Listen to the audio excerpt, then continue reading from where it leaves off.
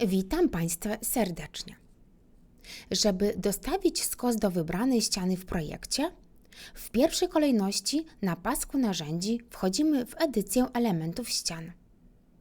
Wybieramy zakładkę Skosy, a następnie w lewym dolnym narożniku klikamy na przycisk Wskaż ścianę.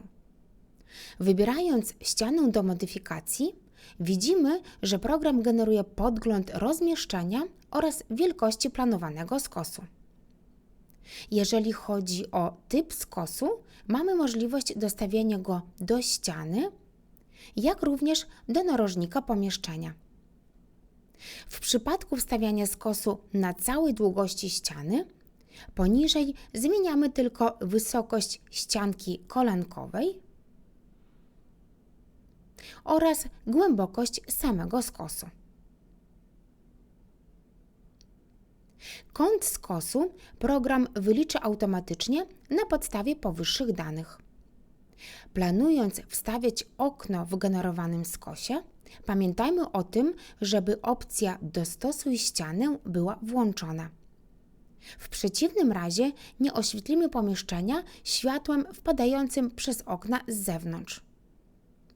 Dodatkowo do wyboru mamy 3 rodzaje skosu, które możemy zastosować z lewej, jak również z prawej strony narożnika ściany.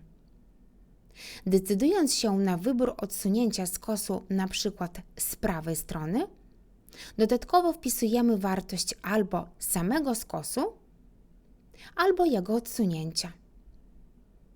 Pamiętajmy również o tym, że odsunięcie skosu od narożników ścian automatycznie wyłącza opcję Dostosuj ścianę.